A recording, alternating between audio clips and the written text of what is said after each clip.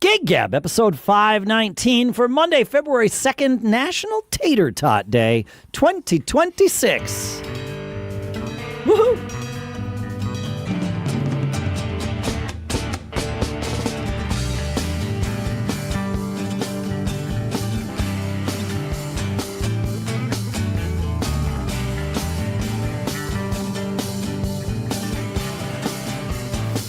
Greetings, folks, and welcome to Gig Gab, the show by, for, and about working musicians. Here, as usual, in Durham, New Hampshire, I'm Dave Hamilton. And my guest co-host today is somebody who has built a career by refusing to separate creativity from survival. He is better known as the Sauce Boss, and he didn't just find a way to stand out on stage. He built an entire ecosystem around staying there. Music, food, storytelling, and connection all collide in what he does, and none of it is accidental. And this is not a novelty act story, folks. This is a working musician story about logistics, audience connection, owning your lane, and doing what it takes to keep playing without burning out nor selling out. So if you've ever wondered how far you can stretch the definition of gig and still make it work, this one's for you. The Sauce Boss himself, Bill Wharton, thank you so much for taking your time today, man. Thank you. Absolutely. Absolutely. So, okay, you got to tell us what this is. What is this? Who are you? What is the Sauce Boss? You combine all of these great things, and I want to dig into it. But if you would sort of paint the picture for us to get us started, I'd appreciate it. Okay. Excuse me. No problem. The Sauce Boss is a... Wait a minute. You're editing this, right? I can. Sure. So yeah, you on stage, you play music, you cook, you do all kinds of different things, right? A Sauce Boss show. What's a Sauce Boss show? What's that like if I were to come and see a Sauce Boss show?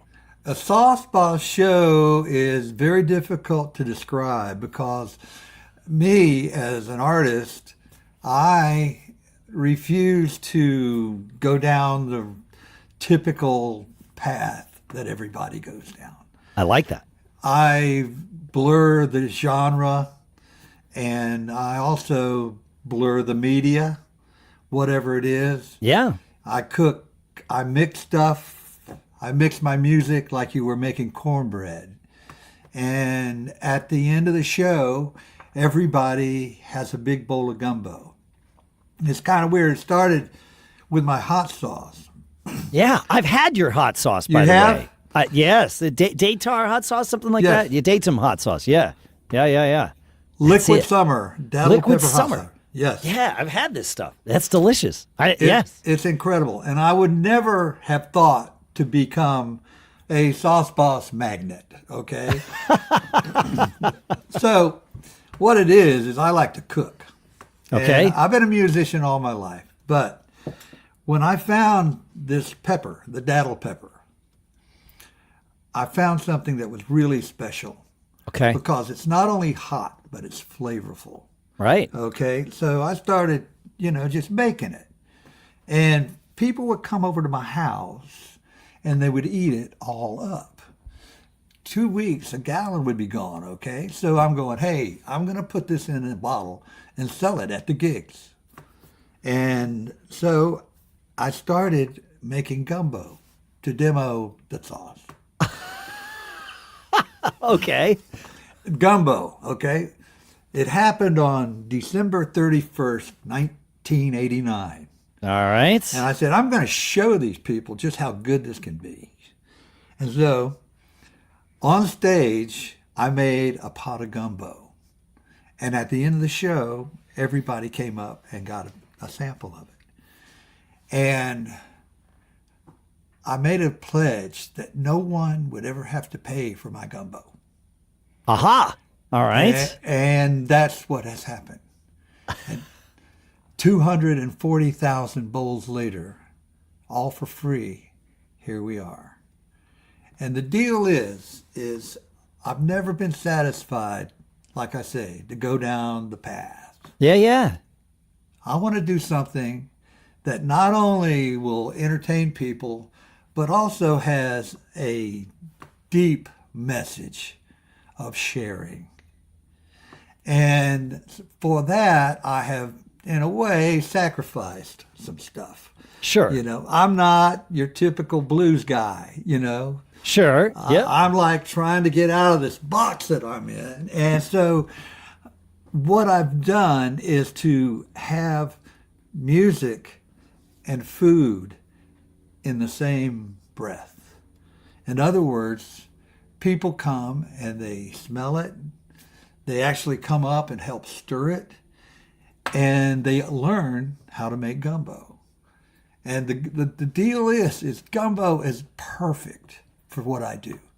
Okay. Because we are all different. When I go to a show, I see all these people. They're all different. Yeah. All colors, all religions, all this and all that, okay? But you know what? We come together and have dinner together, and it's all cool and groovy.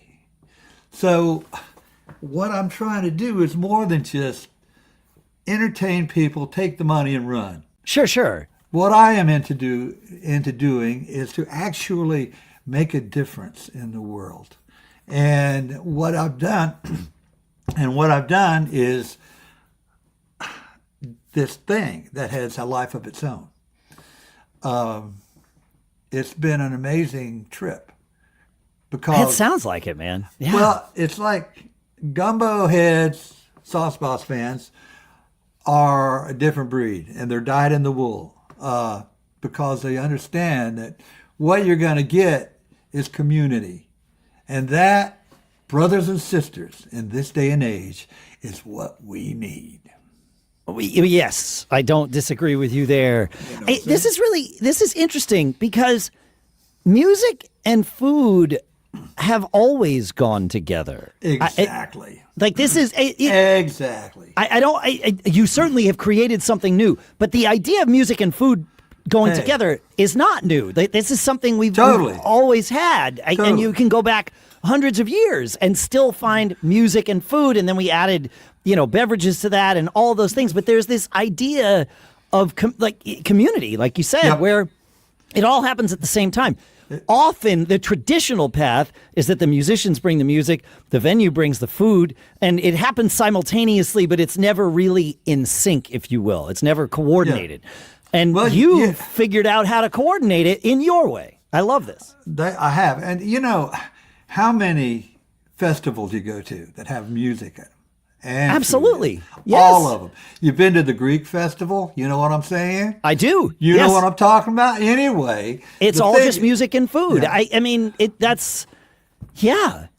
mean, these are the things that we can bond over regardless, like you said, of our certainly our political beliefs, but our the color of our skin or how big our family is or any of that. Music and food allows us to kind of just be a community. Right. Individually and collectively. Well, together they make magic. How many parties have you been to where everybody at some point in time ends up in the kitchen? That's where you hang out. Everyone, yeah. Pretty much every one of them, right? And that's where all the barriers break down. That's where people just get together and talk to each other, Yes. And so that's what I'm trying to bring to my stage wherever I play. Is we're family. Let's get over it. Let's have a good time. You know what I'm saying? Yeah. Okay, all right, I get this. Okay, see, you said it was hard to describe it. Here we are 9 minutes in, and we've described it. This is great. Okay, I'm starting to get it. So, at what point, you did this on New Year's Eve in 1989, and, how did that go? Well, that is another story. I like stories, Bill. Yeah, I had not perfected the gumbo show as yet. And I brought a bag of onions and some peppers and all that kind of stuff. So the first tune, man, was me chopping stuff up. And I went, wait a minute, hold on. The next time I brought it all chopped up and everything. Yeah, okay. It's there's been it's amazing that all this time there hasn't been any catastrophes. Well, let's knock on some wood there, Bill. Really, I'm telling you. I mean, I've had some close calls, but it seems like it has a life of its own, and it seems like it takes care of itself and me also. When I first started out, I'd have this little pot about like this big. Sure. And somehow everybody would get a taste. Okay. Of course, that was a long time ago, right? Sure. Yeah. And I've had this thing where if you want to come, you can get some, I love that. And it's my thing. I have a little bit. Would you care for some? That's basically what it is. All right. Yeah. No, you said something that I think is really important. You said it has developed a life of its own, and it takes care of itself, and of course takes care of you. Certainly, you created this. Like no one would ever take that away from you. But as someone who has created many different things throughout my life, many of which have failed spectacularly that nobody really even knows about because they didn't ever get legs of their own, but that's okay. Those things that you create that take on a life of their own, that's what you want. Like that, to me, that is a perfect definition of success, because this is no longer yours. It's for everyone. And I mean, like in your case, it really is for everybody. You're literally feeding people, not just with food, but with music too. And I love that that's how you describe this, because that really is a definition of success. Thinking of something, coming up with something, and then making it happen. I always say, if you want an idea to be worth $100, write it on a $100 bill. Ideas aren't worth anything. But you had the idea, sort of, and you just made it happen and birthed it into existence. You executed on this idea and refined, and of course, figured out what the idea showed you what it actually was as you kept going. But this idea of it having a life of its own, that's success, folks. And that's something, if you look at all the musicians in your area, wherever you happen to be, think about the ones that have developed longevity. It's not just about the music, and it's not just about the performer. It's about the community that is created around that performance and those performances. And you've done that. That's amazing. How long did it take before you knew you were onto something that was going to succeed beyond just giving you a perhaps a laugh or that kind of thing? About 3.5 hours. Wow. Oh, so you knew at the end of the first gig that this was going to be a thing. I'm doing this. That's excellent. Well, the thing about it is I have never, like I say, I've never gone down the path, right? Right. I'm always trying to find something that is distinctively mine, unique. Yep. And in this, I realized that this, alongside of the uniqueness of it, alongside of my message and my everything else, it's a holistic thing for me, okay? I don't think of when I wake up in the morning, it's like I've got a lot of different stuff I do. Of course. Sure. And it's all me. I'm not working for the man. Right. And the reason why I'm not working for the man is because a long time ago, I said, I am going to do my own thing. And as a musician, and to musicians out there that are starting out or whatever, I'll tell you this, it's not easy. It's really difficult. But if you do your own thing and work at it and do it, when you get to this place, it will be very, very sweet. I mean, I'm not well rich. Said. I'm not rich, but I have a lifestyle that belongs entirely to me. I do another podcast called Business Brain for entrepreneurs. Yeah. And in the entrepreneurial world, there are large segments of it where the idea of of what you just described, it's called a lifestyle business. Yep. The idea of what you described it is looked down upon. It is seen as lesser than, developing some large company that you're going to sell off and, do all kinds of crazy things with. And there's certainly nothing wrong with that. But I am a huge fan of lifestyle businesses. It is what I've always done. And I think it's what most musicians wind up doing, because you're doing something so that you can live the life doing the things you want to do. And when you integrate all of that together, not only do you have a real sense of purpose and a real sense of pride and accomplishment about what you've done, but if you can get it to a point, and it takes hard work to get there, but once you get it to a point where it pays for it, your lifestyle, what more success? You say you're not rich. You might have meant financially rich, but your life is rich. I think it's great. Totally. Yeah. Yeah.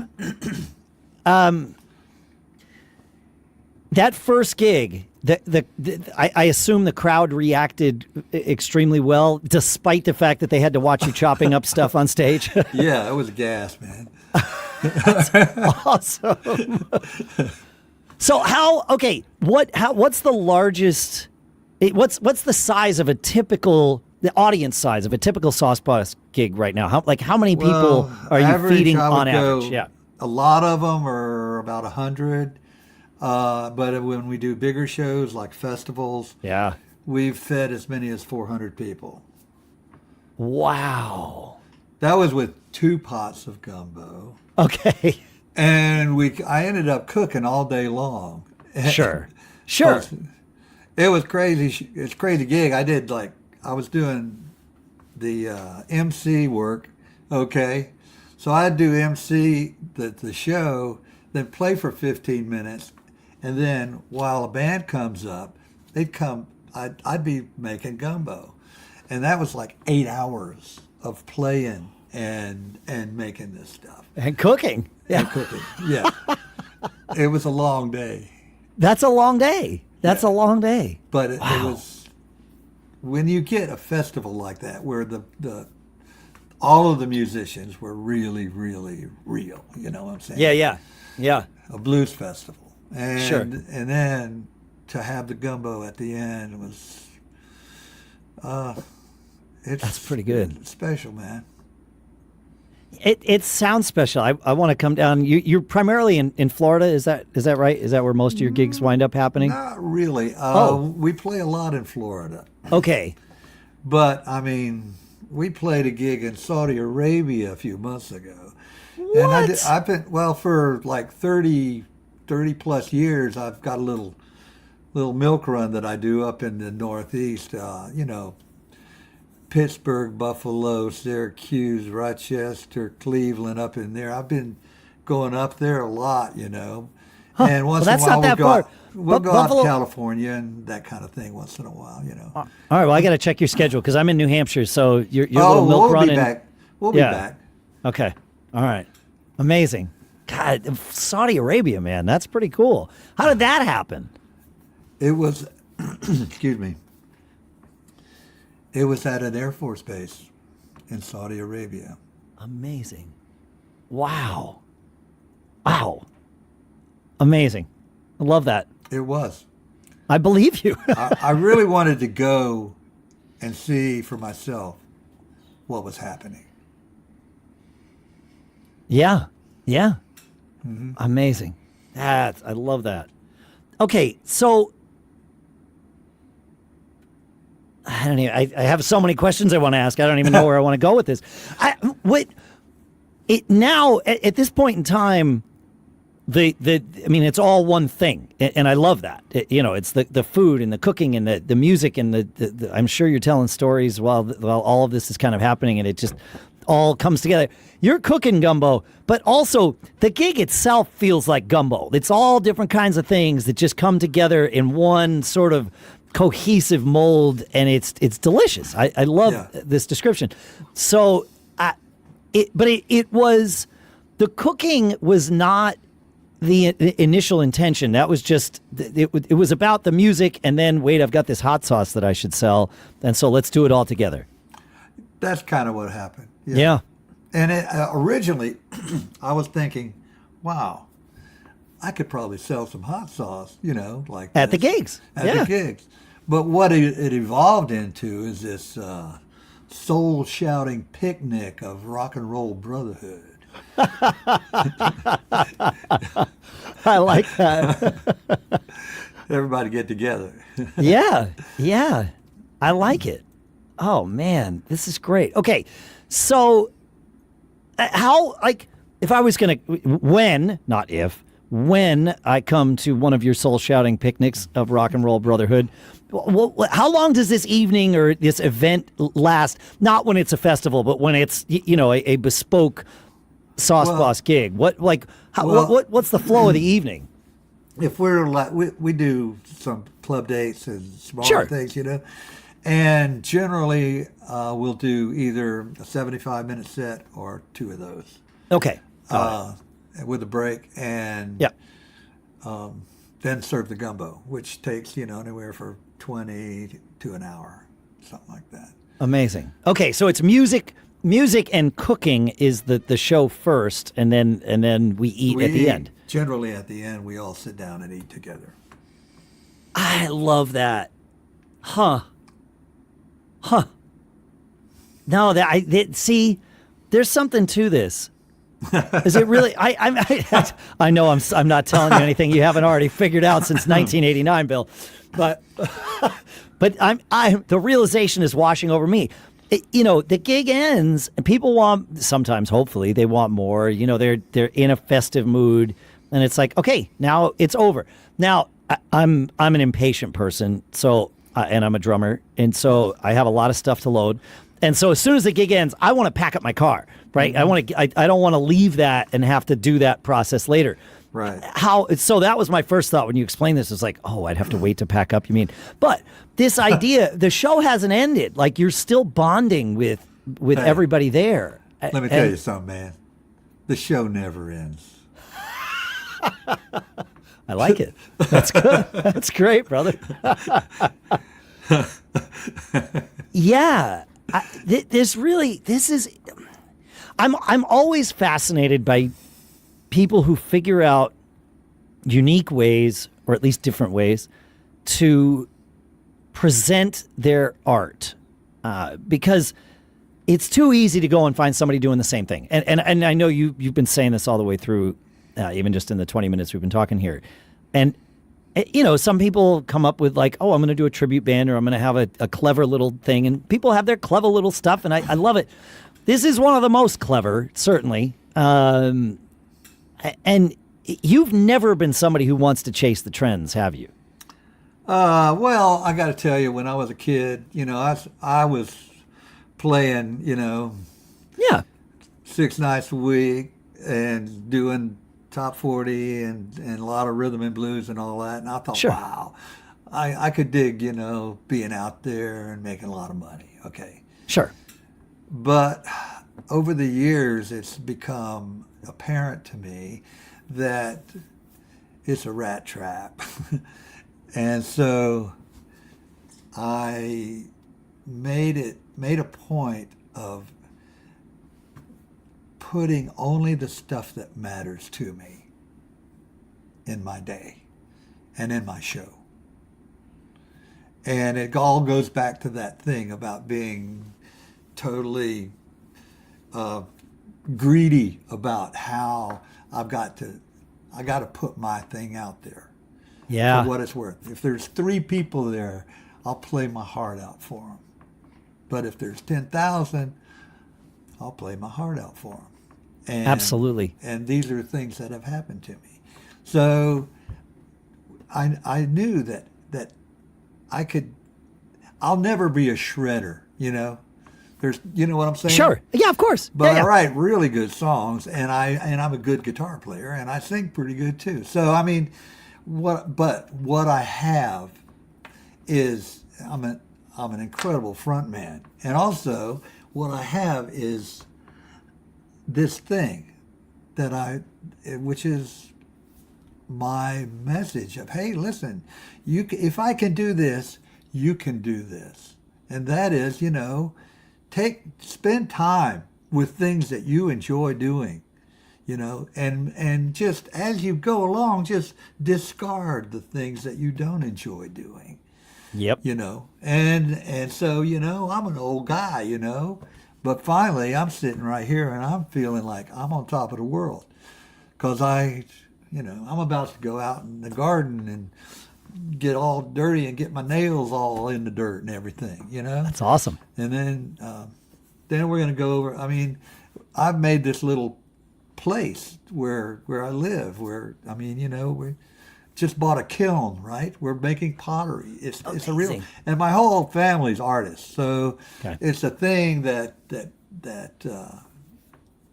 it's a kind of an art colony is what we have here, and that is what in times like these, that's what needs to be happening. We need to all do our art. And I'm and I'm not being snooty about it. If it doesn't sound like it. If you guys like your Jimmy Buffett songs, you go head on. I do a Jimmy Buffett song. It's the one he wrote about me, though. All right, wait a minute. Jimmy Buffett wrote a song about the Sauce Boss? I need to know about this. You don't know about that? How would I? You got to tell us about this. First time, excuse me. First time I ever met Jimmy Buffett, I was playing in his club in New Orleans. Yeah. And you're going to play in New Orleans, you got to put your good foot down, right?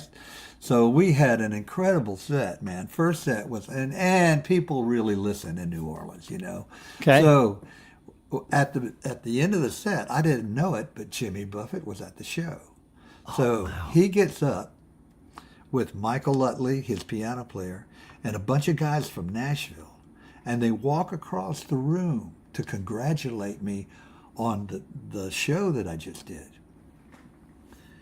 And they were elbowed out of the way by a covey of young women seeking my autograph. This is, wow. I was having a good night, you know what I'm saying? Yeah, anyway, I'll say, yeah. So Jimmy comes up, he says, Bill, this is the best band I've seen in a long time. And I'm going, whoa. Yeah. And I said, can I quote you on that, Jim? And he goes, well, Bill, this is the best bar band I've seen in a while. So anyway, and then he says, hey, everybody wants to be me, but I'd rather open up a bait store and be you. And I'm going, whoa, wait a minute. Perspective, right? Yeah, man. It's true. The guy who has everything. Yeah, there's something he wants too. That's right. Yes. Well, he wants what I'm talking about. Yes. And you do too. Yes. And everybody wants it. It's just it's the deals you make. You know what I'm saying? The deals you make with yourself, not just the deals you make with other people, the deals you make with yourself. Yeah. Yes. Yeah. So think about it, y'all. We call yes. Think about it. That's good advice right there. We call it again. I'll reference Business Brain. We call it living the charmed life, and everybody's got a different definition of the charmed life. Right. But you sure know what it means.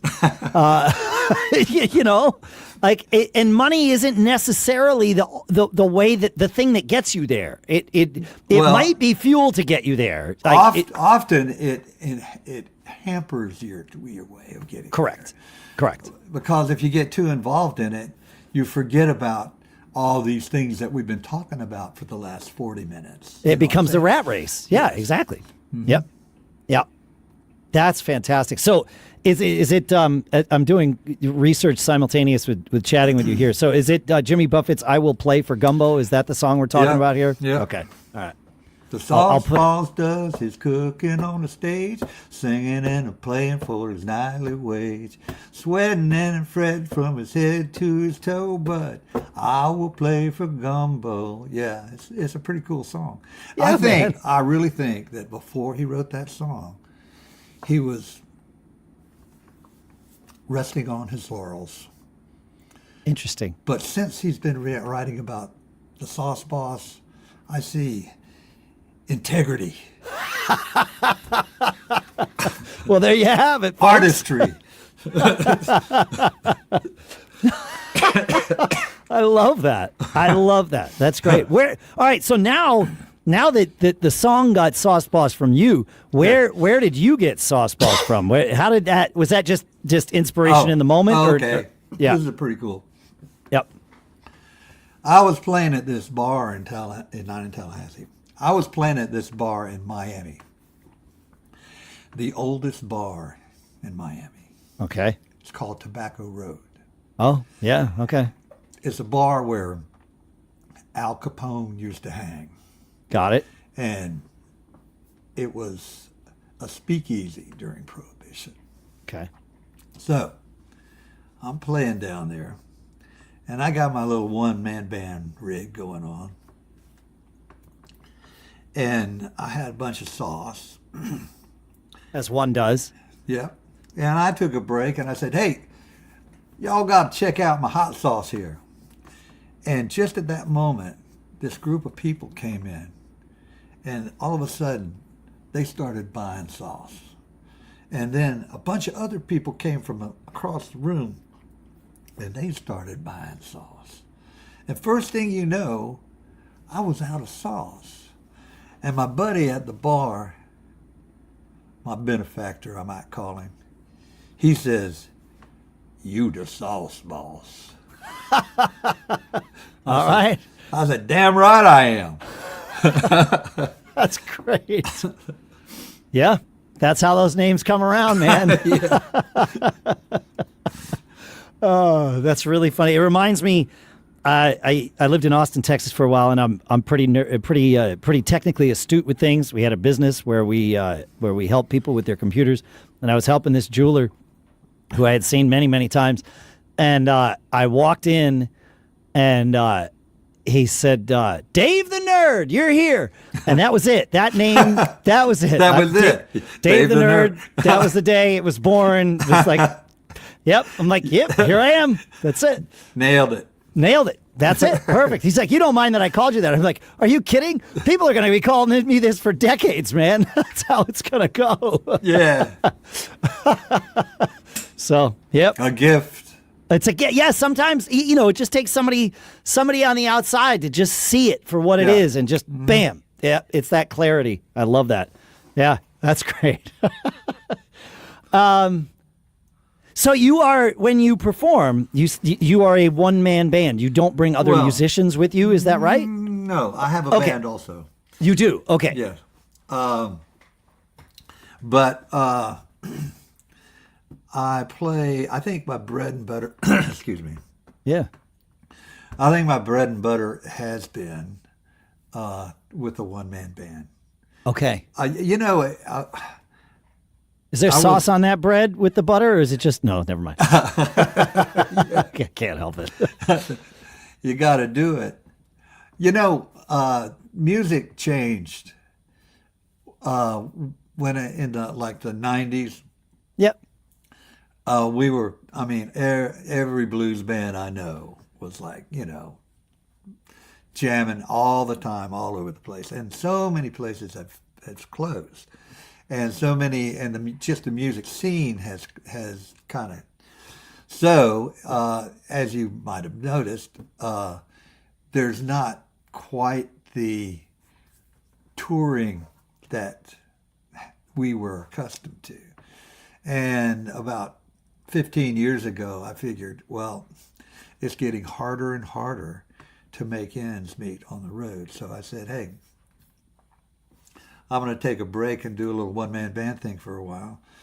And as it turned out to be really good for me. But I have a music problem. Yeah, same. And I like jamming with my buds. You know what I'm saying? Yeah. So I about 4 or 5 years ago, I started jamming with some guys here in Tallahassee. And we've got a band that's a monster. It's again a life of its own. And, yeah. And so we fly a little bit, and we do regional things, or we'll go out once in a while where we can find an actual route. Sure. And it's been amazing. really good players that are genuinely good people. And it's just, I can't go without it, is what I'm saying, I guess. I understand this. Yes. And because there's something that happens when you have a little more firepower. Don't get me wrong. I do deliver quite a big sound. I move a lot of air when I play solo. But there's something about just being able to have those guys behind you where you can just wail is a really good thing. There's that bond, that communication, that the nonverbal kind of that being in sync with other humans and creating in that way. There's nothing quite like it. Yeah. Yeah. Right. Yeah.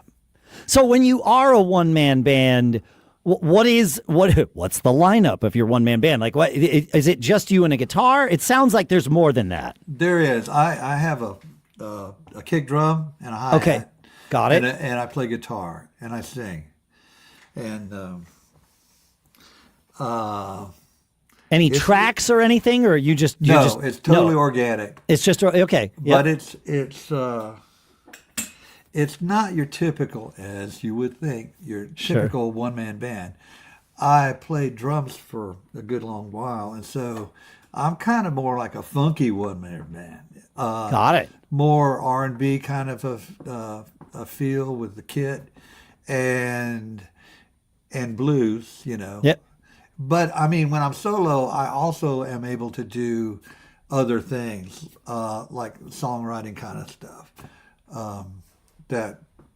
So it really is, the solo thing is pretty dynamic in being able to kick some ass, but also whisper and have everybody right there with me, I feel like a lot of performers forget that having dynamics like that in your show, when used well, and there's different ways of using them well, and there's also ways of not using them well at all. But create a nice flow through your set, create an arc for people.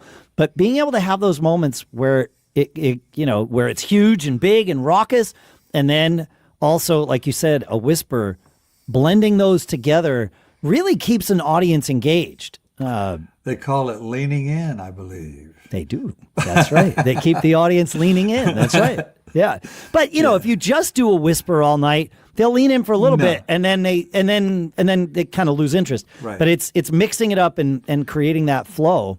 Well, I found that the dynamic is everything in terms of keeping a crowd. I mean, you come in and just bang them to death. After 3 songs, I heard all those notes already. Right. But, the thing about it is a dynamic where you are actually down whispering and everybody can hear you. Yes. That's not the heavy lifting anymore. That's like it's happening, Yeah. So it's a wonderful thing. And in that respect, I mean, the dynamic is, and I've had, going back and forth from the solo to the band, I've had to kind of hip these guys to, okay, there should be a hole here where nothing is being played. Yes. It's like, to get that. It's an important lesson for all of us to learn, but especially us drummers. Like being a recovering drummer myself, I agree. I mean, you got to do your rat-a-tat, but sure. But the ones that can be restrained enough to leave those gaps, those holes, and got to play the spaces, man. Yeah. What you don't play, that's what I'm saying, is probably more important than what you do play. Yeah. Play in the spaces. Yeah. You got to leave the space. Yeah.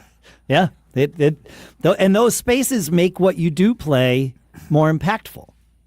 Right. Because, like you said, you're not just showing them all the notes all the time. It's So, let's take them to a new place now. Let's go. That's it. That's it. Yep. Yeah. That's it. I love it. I'm Go. embarrassed. We Why? say the same words at the same time. It's totally okay. I love it. It sounds great, man. It's all I love good. you, man. It's all good. Yeah, it is. It's just because we're getting in sync. It happens every episode. Big. That's how I know an episode's good. If we start saying the same thing. You know what gets me is when you do your mustache at the same time. Oh, or you yeah. scratch your head. You ever notice that? Yeah, man. Yep. It's good. Communication. Communicate. The nonverbal communication is my favorite kind, and it's the part about playing music. And we talked about this on a recent episode with somebody else, but it's hard to explain to non-musicians, and there are other ways of experiencing it. It's not reserved only for music, but it certainly happens with music, and it's hard to explain how magical that can be. But it's magical. It's there. Yeah, it's good. Because we're doing this on video, I can see you. You're wearing in-ear monitors. That's one of my favorite topics. We've been talking about in-ears on this show for the 11 years that we've been doing this show, and we've helped a lot of musicians get over the hump to in-ears. I'm assuming if you're wearing them while we're doing this recording that you wear in-ears when you play live, at least with the full band, or not so much. Really? I do. A lot of the places where we play are clubs and stuff like that. And Yep.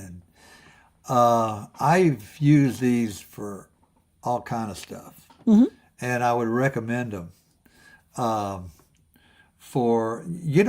Where I used them one time that was really surprising is we recorded an album with using in-ear monitors.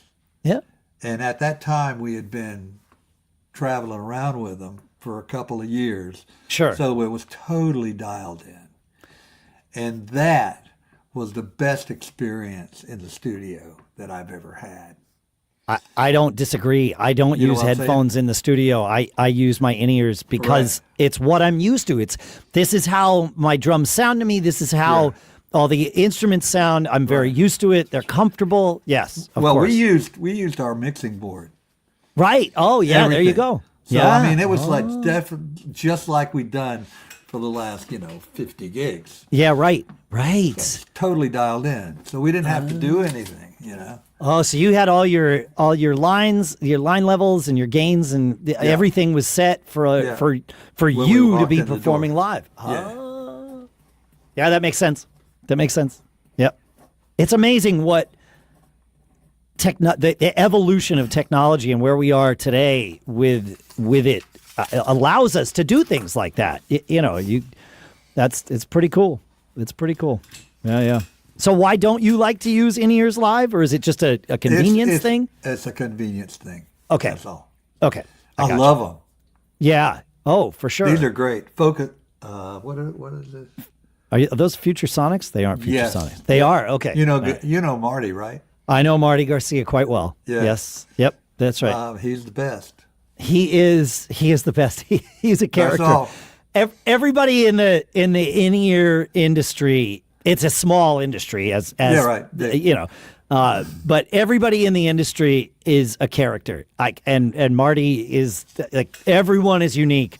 And they will all tell you they invented in-ear monitors, by the way. Marty did it. Well, he certainly came up with the word or the term in-ear monitors. Right. Right. He trademarked that. Yeah.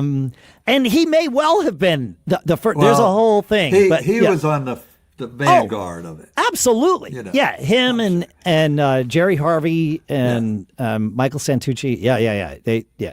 Yes. It's amazing. And every one of those people is. I don't know what it would be like to be in the same room with all of those guys. It might not be. I don't know. It's the energy might be a mismatch. You could probably hear pretty good. You could, maybe they don't start yelling at each other. Right. Actually, I don't know. I say that. Yeah, right. I say that in jest. I don't think they'd actually start yelling at each other. But that would be a fun panel to moderate. Oh, now I yes. just got to get them to agree to do it. That's right. Good idea, man. Yeah, that'd be fun. That's cool. Huh. If I could get them all to do that, that would be a heck of a panel to throw on at NAMM. Yes. All All right, now see, now we have some ideas. Now we have ideas. Yeah. Cool. Yeah, man. That's good stuff. Any other? We love gear. We're nerds here, of course. You want to hear something? Some weird gear? Yes, You're not gonna believe this. Okay, this is an example of my improvisatory way of living my life. Great. Can you see that? Let's see, that thing right there, that monitor.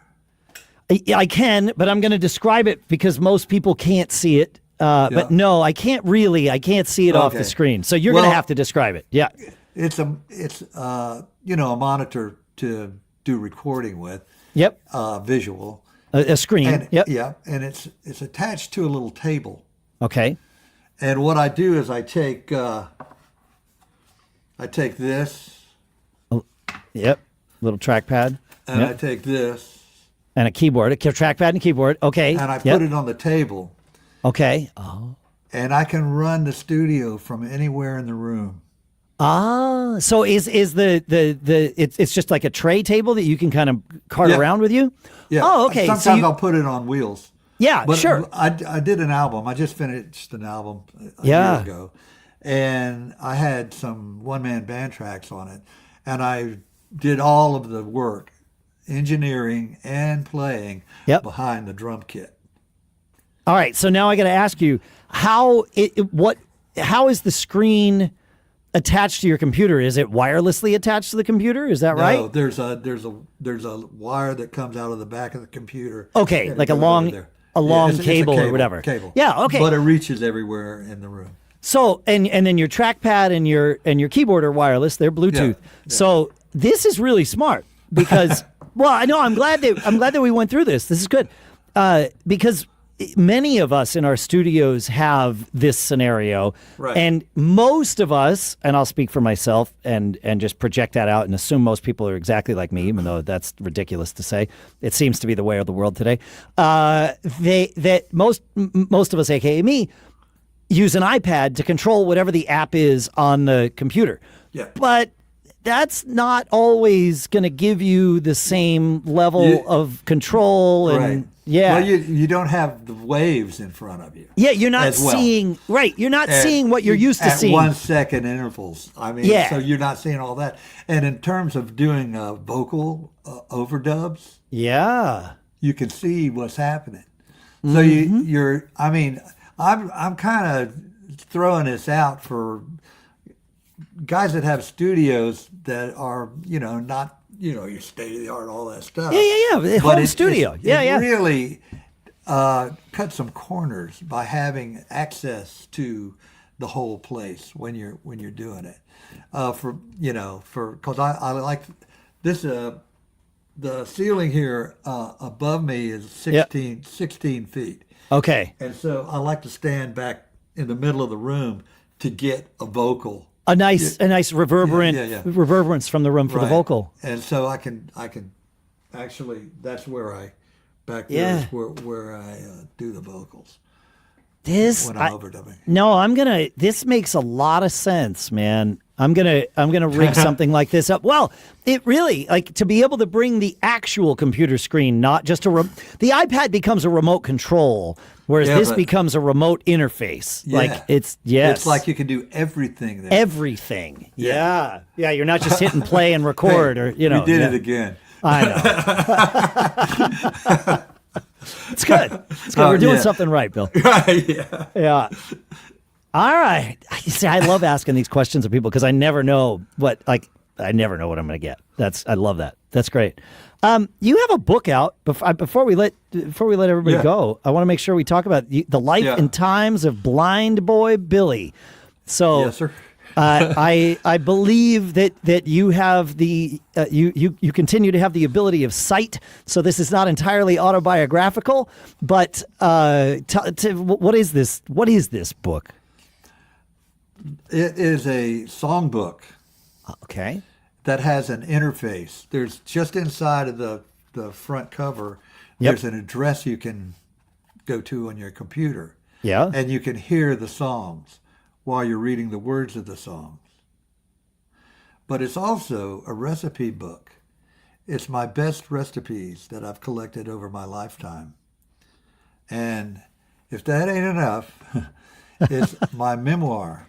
So all the songs, all the recipes, all the photographs follow the story of how the music was made. And it's a quick read because I've had a very checkered past. So you've changed some names to protect the innocent, huh? One. Okay. All right. There you go. I'll leave it at that. That's fine. That's great. That's great. But anyway, it's like I say, in terms of the story, Yeah. a couple of sittings. This is the book, The Life and Times of Blind Boy Billy. And you can get it at my website, sauceboss.com. Okay. Along with my album, The Sauce Boss. The sauce. There it is. The Sauce, and the Sauce. And the actual sauce. Yeah. All right. Yeah, that sauce is killer. Yeah. Okay. Well, I will make sure to put all of those links in the show notes. And really, I had this sauce before I ever knew who you were. So and we Cool. loved it. So that is just a testimonial from my taste buds to your ears, folks. That's so yeah. I think it was a number of years ago. I would say it's probably 7, 8, 9 years ago that we wound up finding. Where'd you find sauce. it? I think it was a friend of the show, the person who introduced us, a guy named Dan East, who lives in Florida, that's drummer. what it was. So Dan gave us a recipe for this soup that he makes, and Right. he's like, "You have to use this sauce," and we're like, "All right, I guess so." So yeah. Well- But then we didn't want to only use the sauce in the soup; we wanted to use it on other things. So, you know. Yes. Hey, you can marinate your mother-in-law with this stuff, man. It is so good.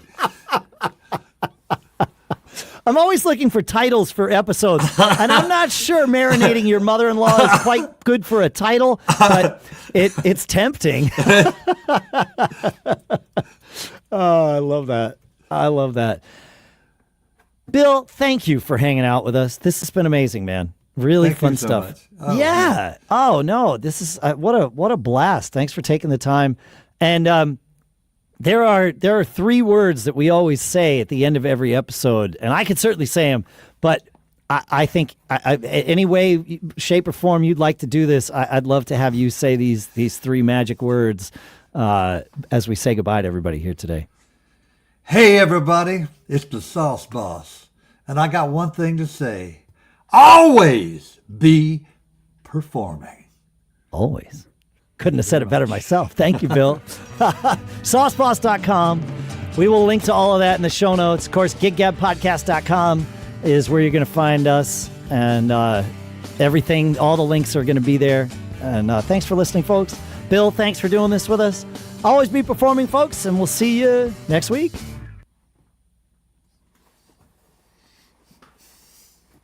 Amazing. You're a pro.